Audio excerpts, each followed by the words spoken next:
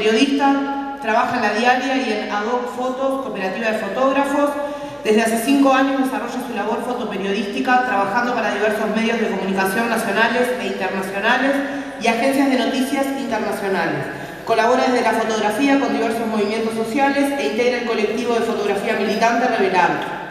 Y su ponencia se llama Construcción y etapas del relato hegemónico de cara a la criminalización de la protesta. Hola. Bueno, buenas noches. Agradecer a los organizadores del foro por la invitación. La invitación en realidad fue a La Diaria. Se decidió que viniera yo. No voy a ser responsables a mis compañeros de los disparates que voy a hacer de acá en adelante, así que va a ser un poco en el marco de opiniones personales o análisis y así. También mi exposición viene por el lado de los medios de comunicación. Me da un poco de cosa hacerla después de la exposición de Ricardo. No tengo plan B, así que voy a seguir adelante con esto. Yo voy a intentar estructurar un poco lo que sucedió desde el relato de los medios de comunicación y cómo construyó un relato con otros actores políticos y sociales, en específico a raíz de la represión policial en el CODICEN, y dando un poquito de contexto antes con lo que sucedió con la huelga de la educación. Voy a hablar bastante en términos de hegemonía y contrahegemonía, voy a usar bastante esos términos. La hegemonía la voy a plantear como dominación ideológica y cultural, en este caso en el relato criminalizante y estigmatizante hacia algunos sectores y organizaciones sociales.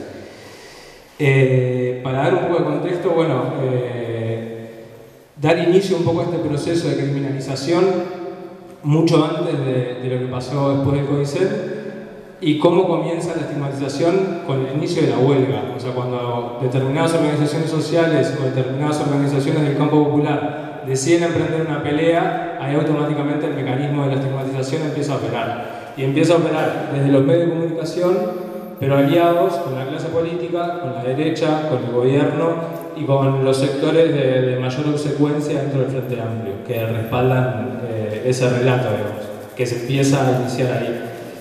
La estigmatización empieza con los sindicatos docentes, con los sindicatos que son radicales, que son ingobernables, que ni siquiera aceptan las tutelas de la dirección sindical, o sea, de la dirección del PIT-CNT, y que además son sindicatos intransigentes con los que no se puede dialogar, negociar absolutamente nada. Ahí empieza a operar la estigmatización.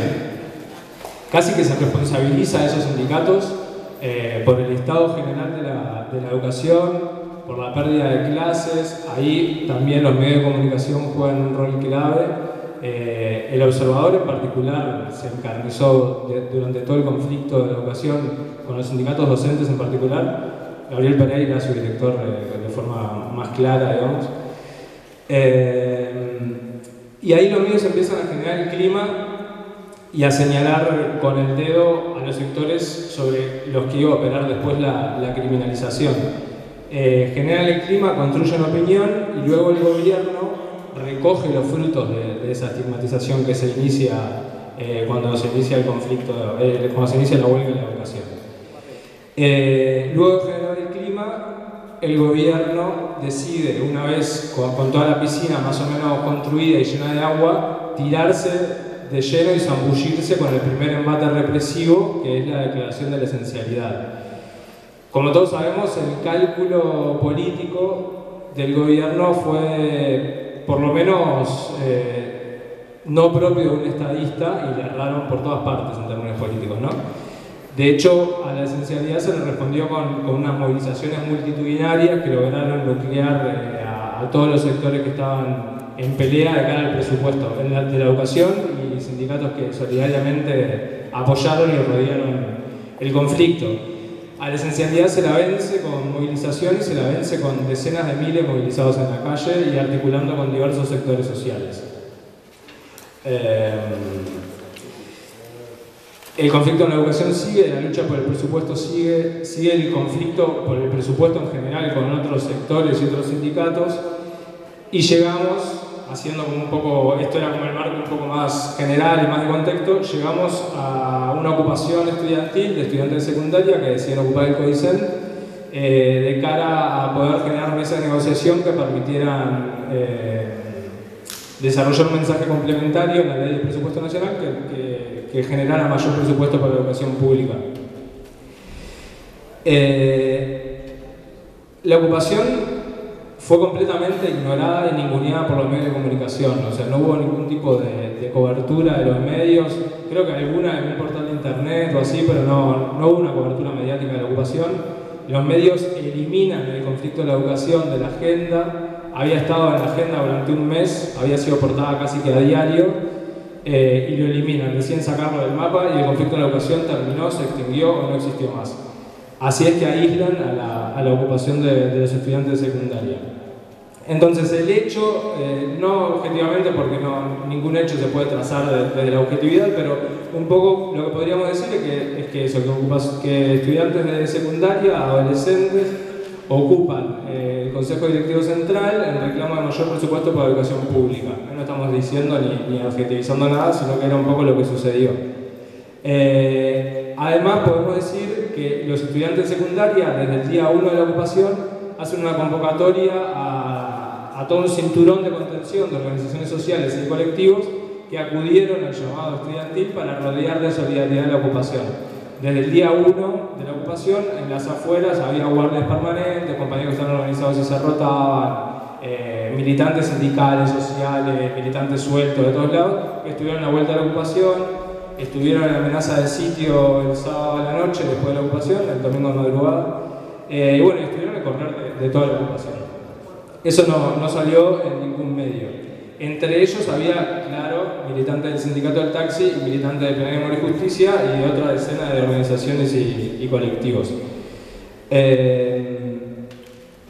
Entonces, después de esto, el gobierno, el hecho político sustancial, digamos, es que el gobierno decide, ante una ocupación estudiantil de adolescentes, de estudiantes de secundaria que estaban reclamando mayor presupuesto para la educación pública, reprimir con todo el embate de la Guardia Republicana y generar una represión salvaje. No fue una represión ni medida, ni mucho menos.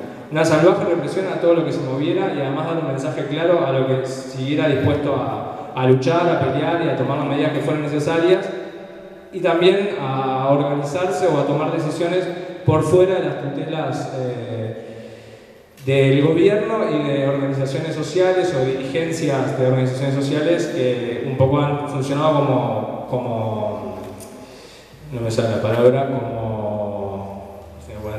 como articuladores de las medidas del gobierno o siendo un poco más drásticos como mandaderos de algunas decisiones que el gobierno enviaba hacia las organizaciones y los sectores sociales. La represión es brutal, hay compañeros heridos, etcétera, todo lo que ya sabemos, no voy a ahondar demasiado sobre eso. Los medios ahí, pum, se les prende la lamparita y deciden darle cobertura desde ese momento a la ocupación del Codicen. Cuando hablo de los medios, después voy a detallar un poco esto, hablo en términos generales, yo estoy acá un poco con representación de un medio y hubo excepciones, no me quiero poner camisetero, pero nada, hubo algunas excepciones que ahora vamos a entrar un poco más en detalle. Después de la represión, que como decían hoy el compañero de la educación y se comentaba hoy en el resto de mis compañeros de mesa, la represión fue brutal y fue el aparato del Estado con todo su desarrollo policial, con todo su aparato, su peso, etc., reprimiendo a militantes sociales que cometieron además la imprudencia de taparse la cara y de responder a la represión policial. Los medios de comunicación entonces deciden construir el relato desde los enfrentamientos, esos fueron los términos en los que se reprodujo la noticia por todas partes, entre la policía y ya no militantes sociales, etcétera, sino militantes del sindicato del taxi y de Plenaria, que son dos organizaciones que tienen en los medios de comunicación desde hace muchos años, están encarnizados con estas dos organizaciones, están más que satanizadas y demonizadas, entonces era muy fácil involucrarlas, señalarlas y a partir de ahí legitimar la represión y generar una especie de imaginario en el que tampoco está tan mal pegarle a esta gente que son los hiperradicales, que querían romper todo y que siempre están en todos los quilombos cuando festeja Peñarol. Acá, si Fogoneros siguiera existiendo, seguro estaba acá y el Estado Islámico no estaba porque todavía no pasó todo esto con NIM, pero si no también marchaba para dentro de la bolsa. Entonces los medios de comunicación deciden detenerse en los enfrentamientos entre los militantes del sindicato del taxi y de la plenaria con la policía, y más allá, el relato al otro día es la pregunta que se hicieron los medios de comunicación, pero lo más preocupante que fue la que se hicieron muchos militantes sociales y muchos militantes de estas organizaciones que hablamos hoy, que fue la de qué hacían militantes de plenaria y militantes del sindicato del taxi en una ocupación estudiantil de secundaria. Acá yo creo que hay un punto clave porque es un momento en el que desde esta construcción de relato se abren un montón de frentes en términos de construcción de subjetividad y en términos de construcción de opinión. Se trabaja sobre la criminalización, es clarísimo, se trabaja sobre la estigmatización de estas organizaciones, se instala la percepción de que no está tan mal pegarle a los ultras y además se condena abiertamente la solidaridad tradicional e histórica en el campo popular. O sea, hasta hace 15 años a nadie se le ocurría que fuera un problema que militantes no corporativistas de determinada causa o pelea se solidarizaran con otros militantes. Entonces no era ninguna novedad que militantes sociales o militantes sindicales o militantes de una agrupación cultural o lo que fuera pudieran apoyar activamente, no en declaraciones y no en comunicados, en seguidillas de comunicados, sino que pudieran apoyar activamente una ocupación estudiantil que era además en el marco de reivindicaciones que varios sectores del campo popular habían hecho propias y habían tomado esa bandera. Entonces, en este punto en particular, en la pregunta esta que construyeron los medios de comunicación y que se hicieron eco y cola algunas organizaciones sociales y los sectores más subsecuentes del Frente Amplio, creo que hay que prestarle particular atención y los analistas de medios de comunicación o lo que sea tendrán más elementos para analizar esto, pero habría que entrarlo más a fondo y poder profundizar sobre esto, me parece. El grueso de las organizaciones sociales, después de la represión y en contra del relato que había empezado a construir, o que se había empezado a construir hegemónicamente, salen abiertamente a repudiar la represión policial. Eso fue lo que hicieron las organizaciones estudiantiles y lo que hicieron las organizaciones y agrupaciones que se habían solidarizado con la ocupación. Pero desde algunas organizaciones sociales y de los sectores más subsecuentes en el campo social con el gobierno, se cierran filas con el relato hegemónico y al otro día o a los días se salen a condenar las dos violencias y un poco también en la línea de lo que decía Alma hoy, los dos demonios, ¿no? Acá las dos violencias representan los dos demonios y las declaraciones que vimos por todos lados, la primera fue la del PCNT y hubo varias más, la de repudiar, no sé qué, la policial, que mataron, no sé qué, gente, no sé cuánto, pero tal cosa. Y el pero ese lo que termina es en última instancia legitimando la represión. No es necesario decir nos parece muy bien y nos pareció correcta la represión policial y la republicana pegando a los pibes en el piso, sino que diciendo pero también es una forma bastante más sutil de poder legitimar la represión. Luego irrumpe en la construcción del relato la policía. A la semana, no fue inmediato, a la semana, a los 10 días, no me acuerdo cuándo fue. La policía irrumpe en la construcción del relato con una conferencia de prensa rarísima, absurda, y donde intentan, de forma más bien ridícula, desviar el eje de la discusión. Entonces, ya no estamos discutiendo sobre si queremos una educación que construya sujetos críticos de cara a la transformación estructural, etc.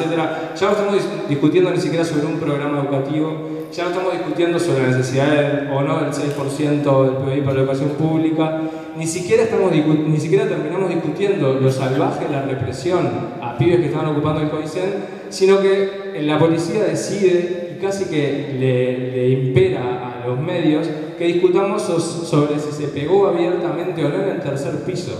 O sea, nos ponen a discutir y ponen a los medios a discutir sobre lo accesorio de lo accesorio, ¿no? En el marco de lo general. Y acá hay un cierre de filas que fue bastante claro y que termina, ya no son los medios construyendo opinión, sino que es la policía, el relato policial que se impone. Los medios cierran filas con la policía, cierra fila el gobierno, cierra fila la derecha, y cierra filas la obsecuencia en algunas organizaciones sociales con el gobierno. Todo esto que estoy diciendo es opinión personal, no quiero molestar a nadie con esto. Todo esto es en el marco de que no es casual ni es porque sean actores más o menos neutros que casualmente se vieron articulando y cerrando filas ante una situación concreta, sino que esto evidentemente es reproducción de que hay la defensa de un proyecto, de una forma de hacer política, de una perspectiva de cómo se entiende la política, cómo se entiende o cómo se visualizan las organizaciones sociales, en los que hay un acuerdo.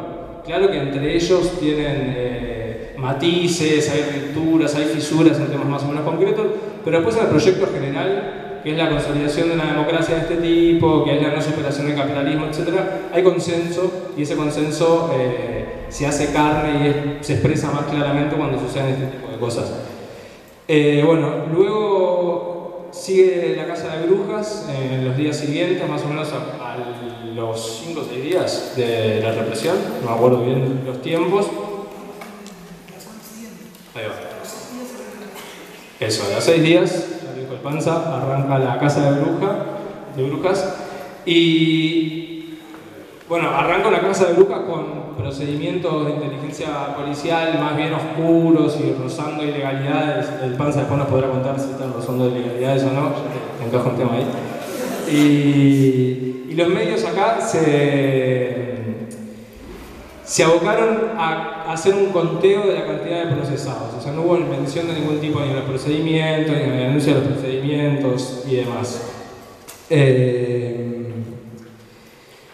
Bueno, un poco como para ir cerrando, señalar, y capaz que abstrayéndonos un poco de esta situación como tan concreta, que la censura en los medios de comunicación, en términos o en momentos no de dictadura ni de regímenes abiertamente autoritarios, sino que en regímenes más o menos democráticos, no se da necesariamente ocultando información, sino poniéndole el énfasis a determinadas cuestiones o entendiendo desde qué lugar o parándose desde tal o cual lugar para contar la información o decidiendo qué se publica o qué no, o qué se publica o qué no de lo que sucedió en concreto, por más que el tema esté en agenda. Y creo que esto es lo que sucedió claramente en el marco del conflicto de la educación en general y en el marco de la represión en cohesión en particular. Bueno, como decía hoy, y acá me voy a poner un poquito camisetero, pero permítanmelo porque son como las experiencias que tengo más cerca, hubo excepciones a este relato. Quizás no se puede hablar de un relato contrahegemónico porque no hay una articulación tal en estos varios relatos que hubo para hablar de un contrarrelato o un relato contrahegemónico, pero sí podemos hablar de varios o mencionar varios. Creo que es más claro separarlo en dos campos. Uno es el campo más estrictamente periodístico o de medio de comunicación, y ahí creo que la Diaria y Brecha fueron excepciones claras, por más que se esté de acuerdo o no sobre algunas coberturas en el marco del conflicto o en el marco de la represión o de lo que sea, pero no siguieron el relato que construyeron los medios de la derecha, la República, etc. Y después en el campo de las organizaciones sociales hubo varios contrarrelatos. Revelarte creo que construyó uno, Lo Esencial de la Lucha creo que construyó otro, y bueno, diversas organizaciones sociales, pero creo que ahí hubo como dos hitos claves en esta construcción del contrarrelato. Y después dejar como una cosa final que no tiene mucho que ver con esto, pero que creo que también es una tarea a la que tendremos que discutir, sobre todo lo que estamos vinculados al quehacer comunicativo o a colectivos de comunicación o periodísticos o lo que sea, que es cómo construir y cómo disputar el discurso de aquí en adelante ante estos escenarios que se den o ante las peleas en general y ante la vida política en general, y cómo desde el campo de los movimientos sociales y de las organizaciones populares poder articular un contrarrelato que sea efectivo, que efectivamente dispute discurso y que construya una narrativa desde los movimientos sociales. Y bueno, para eso habrá que discutir un montón, habrá que juntarse y habrá que articular experiencias, pero la dejo ahí picando como tarea de aquí en adelante. Muchas gracias.